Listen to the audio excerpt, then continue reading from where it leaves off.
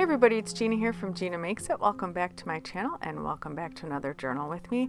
In today's video, I am working in my new December journal. If you'd like to learn more about this December journal, head on over to my website at ginamakeitit.com, and I also link to a full flip through on the Graphics Fairy YouTube channel because this project was part of my Graphics Fairy design team work. I am really excited to get started working in this. If you watch the flip through, you'll see I do have a bunch of elements that I've already created to kind of help me along as I journal through. I'm using a few new digital kits that are inside of my Etsy store. This one is a holiday greetings kit. It has 64 full-size postcards, vintage postcards in it. And then there is another one that is called 'Tis the Season that I am using, and that has 70 vintage holiday images.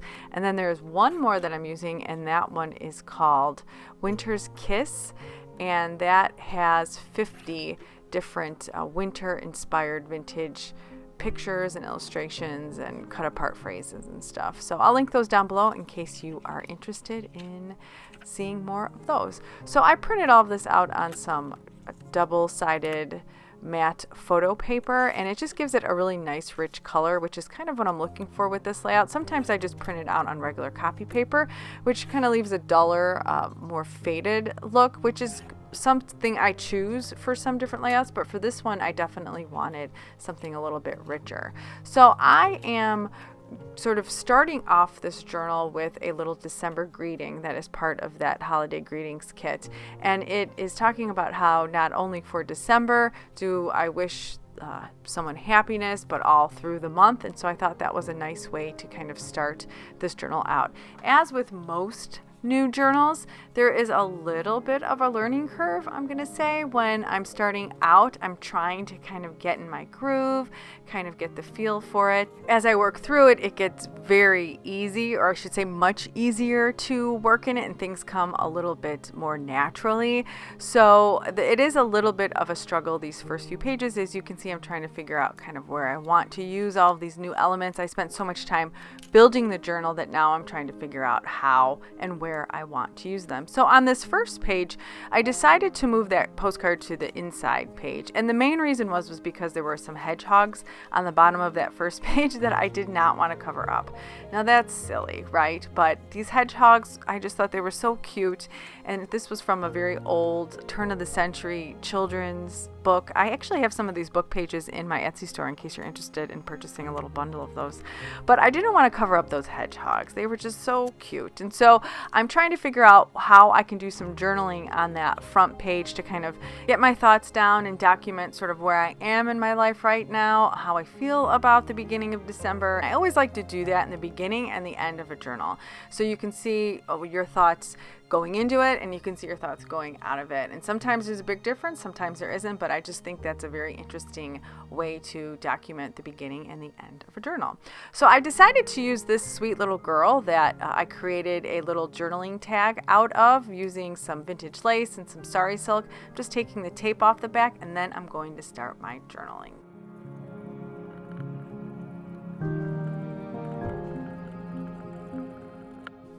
I'm trying something new in this journal. I'm going to stamp the date using one of these little timestamps, but I noticed that this one is European because it has the day in front of the month, and so I kept like turning it around because it was very confusing to me. But then I realized, wait a second, the date is in front and the year is in back, and so I'm just going to test it out on some scrap paper to make sure that I have it positioned the proper way. It took a few times to kind of break it in, I felt, or to get the feel of the stamp, and so I just kind of stamp along here, and a few stamps in during this video I kind of get the hang of it and I get a nice clear image. So once I finish that, I am going to attach her to the front page. I use a little bit of distressed masking tape, which is something I use quite a bit. I love this as a tool in my junk journals. It is one of my go-to items. However, for this page, later on in the video, I end up creating a little pocket for her because she was just flopping around too much, and I just did not like that.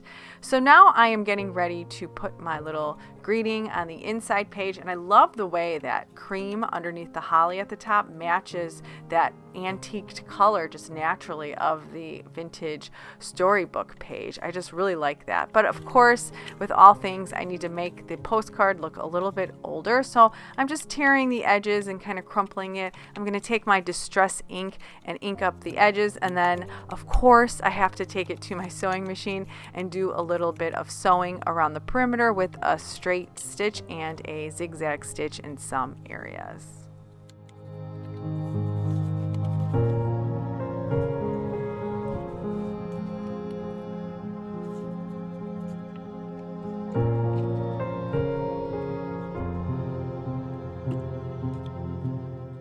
I glue that down, and then you can see how she's flopping around. I decide to add another piece of tape before I add the pocket to see if that's going to hold her in. So I'm going to leave that owl on that page just as it is because I actually love it, and it's using some leaves from my backyard and that little owl image from the Graphics Fairy members only site. And so now I am working on documenting some pine cones that I recently collected. So I was out on a run and I ran past these like little miniature pine cones, and they were the sweetest little thing.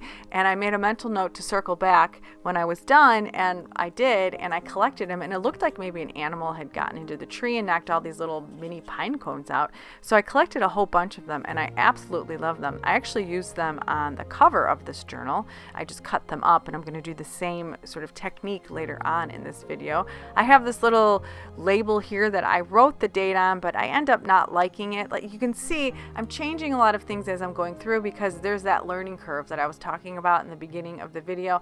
I'm just trying to get a feel for the aesthetic of this journal. It's new. I've never worked in it before. These materials are new. So as soon as I sort of get warmed up, things come together a little bit easier. And there's nothing wrong with changing something after you've done something with it. This video is a testament to that because there are a lot of things that get changed throughout the video. So I am just going to glue down a little bit of this tea-dyed crocheted lace, and I'm just creating a pocket to stick that little pinecone journaling card into, and then I am going to cover the back of that pinecone journaling card with some coffee dyed paper, and then I'm going to do some journaling on it.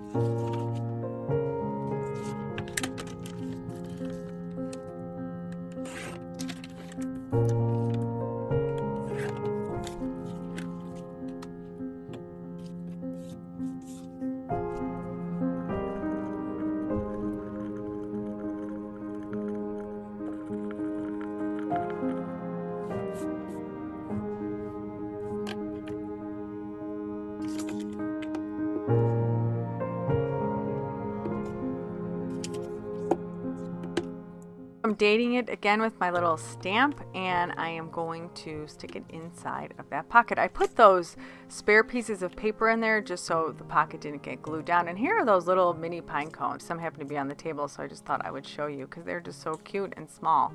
So this little journaling card fits perfectly in that pocket, and I decided to ruffle a little bit of scrap muslin I had to the side of my table with some brown thread and add it as a topper to this picture.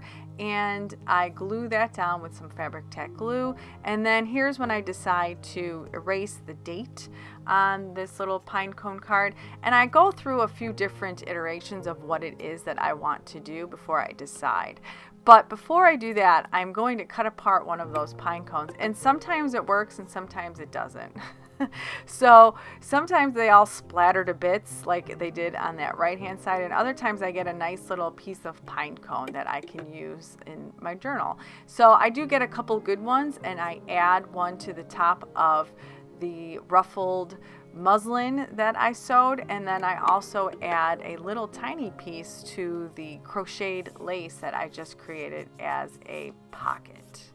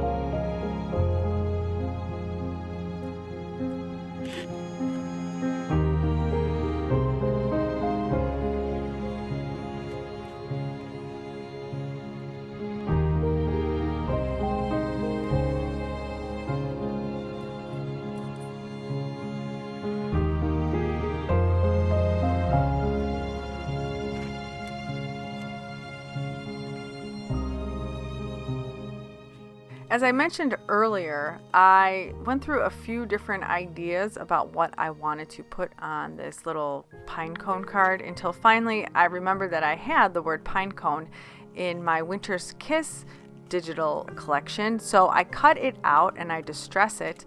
I add a little sewing to the bottom of it and I glue it right on top of those failed attempts to stamp the date on.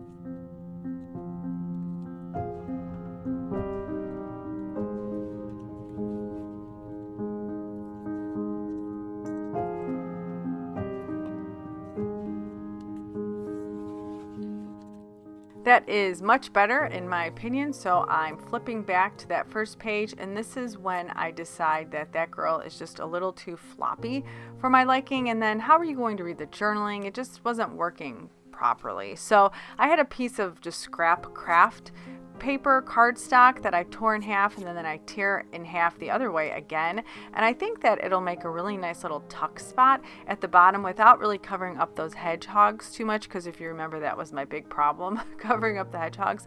I added a little embroidery stitch from my sewing machine. Those are supposed to be stars, but they are sad looking stars, but that's okay. It still adds to the little journaling aesthetic.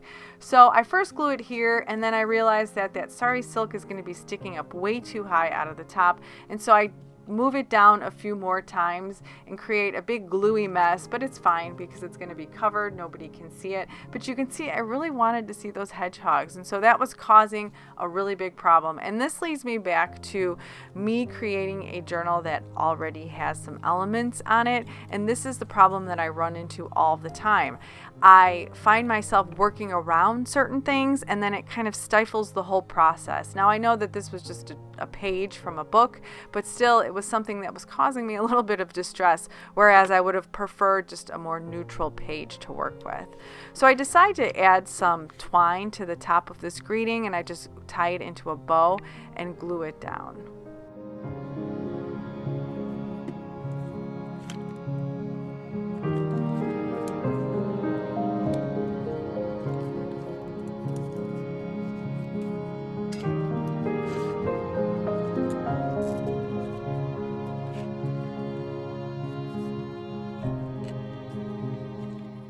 As I'm paging through, I decide to add one last thing, and that is a little side pull to this journaling card. I felt like it needed something, and it was also a little tricky to get out of that pocket, and so I thought a little side pull would be nice. I don't make these very often, and I saw somebody on Instagram make some embroidered side pulls, and I thought they were really cute. So I have a little piece of lace pattern from some bobbins. It's a really strange little piece of paper, but it's kind of has some fabric on one side and some brown paper on the other, and it has the pattern of the lace from the machine on it. And I folded it over and I did a little bit of sewing on the side, and I just glue it to the side of that journaling card. So that's going to wrap up this week's journal with me. As always, thank you so much for watching my videos and supporting my YouTube channel, my little Etsy store. I really do appreciate it. I'll see you next time.